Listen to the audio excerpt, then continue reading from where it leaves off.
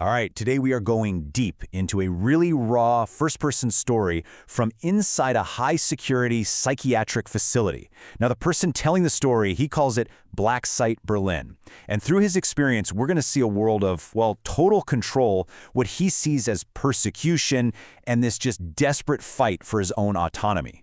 Let's get into his account. You know, this one line from him, it really sets the entire stage. It tells you everything about this constant state of testing boundaries. It's like this psychological chess match against a system that he feels is always watching him and working against him. It's a journey into a really deep personal conflict. So the first big theme that just hits you in this account is this overwhelming feeling of powerlessness. And the way he illustrates this is through a family visit, something that for most of us is, a moment of connection. But for him, it turned into a showcase of just how completely he was being observed. Wow, I mean, this quote is just staggering, isn't it? It just drives home the incredible isolation he's describing. Think about that. Over an entire decade, he says he was only allowed 2 visits from his mother. And both of them happened under conditions he found, well, deeply disturbing. Yeah, and the conditions of this visit, this was anything but a private family moment. According to his account, it was basically a clinical observation. You've got 5 staff members, 2 psychologists, 3 nurses sitting in a row, just listening to every single word. He describes feeling like a specimen being studied. The choice was pretty simple. Let yourself be evaluated, or you don't get to see your mother at all. And he just illustrates the feeling of that moment so perfectly with this. This is his own metaphor for that line of observers. It's such a powerful, almost ridiculous image that just perfectly captures his feeling of being dehumanized, of being constantly under a microscope, even during what should have been a deeply personal time. So this feeling of always being watched, it builds and leads to another huge event he talks about, a massive, unannounced raid on his station. And the way he presents it, this wasn't just some simple security check. Oh no, this was a deliberate, overwhelming show of force by the institution. Can you imagine waking up to this? He says the station was just suddenly flooded with police. All the patients were herded out into the courtyard and just left there for 5 hours while every single room was torn apart. The official reason? A missing knife. But the scale of this whole operation, it suggested something way, way bigger was going on. And that's the thing. The sheer scale of it all. We're talking about local police, specialized search dogs, not just for drugs but for cell phones too, and the facility's own dedicated search unit. The way he describes it, it sounds like an almost military-style operation, all happening inside a psychiatric ward. So here's the kicker, from his perspective. After 5 hours, after this massive display of power, they found almost nothing.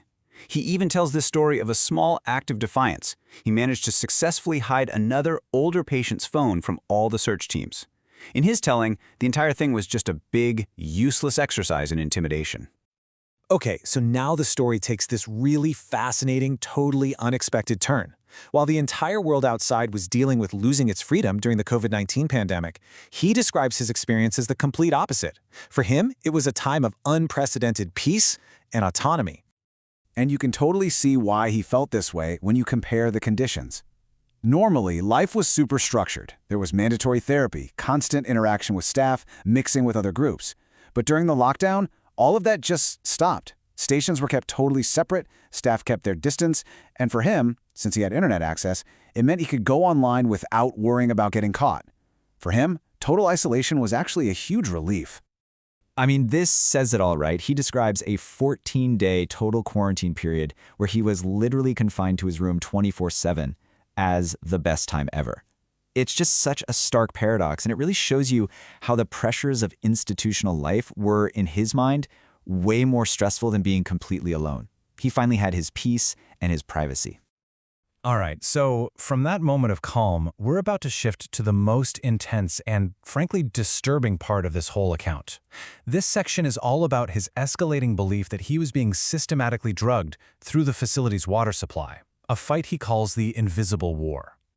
So what sparked this? Well, it all started after his official, forced medication was stopped. He figured, okay, the effects should wear off now. But they didn't. He kept feeling sedated. Then he got a tip from another patient who suspected that medication was being secretly added to the non-carbonated water. And that's what made him focus all his attention on the water bottles they were given. This timeline really shows this methodical, escalating battle from his point of view. First, he tests his theory. He avoids the red label non-carbonated water and says he feels better. So then he believes he's provoking the system by switching only to the blue label carbonated bottles, only to find that he thinks those become contaminated too. This forces him to try tap water, but he believes that every source he finds, his bathroom, the kitchen, gets poisoned, one after another, which leads him to what he believes is the final stage, a switch to a more direct method: gas. So, this is so crucial. It's about how he interpreted these new rules from the institution. See, he made his own food. He was a self-caterer. So that first rule immediately cut him off from getting any bottled water. The other rules limited the supply and how it was given out. From where he was standing, this wasn't just some logistical change. He saw it as a targeted attack, specifically designed to force him to drink from the taps he was now convinced were poisoned. And this is the climax of his account of this war. After he came to believe that every single water source on the station was compromised, he describes a new feeling: being sedated even when he hadn't had a single thing to drink. His conclusion? The institution had resorted to pumping gas directly into his room and was even changing the time they did it each day to make it impossible for him to escape. So as we wrap up this account, what we're left with is this relentless story of a struggle. Whether you see it as a fight against a real external system of persecution or an internal battle with his own perception, the narrator's experience is one of a fight that just never ends, a fight for control over his own mind and his own body. Look, at the end of the day, his story doesn't give us any easy answers. Instead, it leaves us with this incredibly powerful and unsettling question. When a person is completely cut off from the outside world and they're subject to the total authority of an institution, how do you figure out what's real? It really makes you think about power, perception, and the nature of truth itself.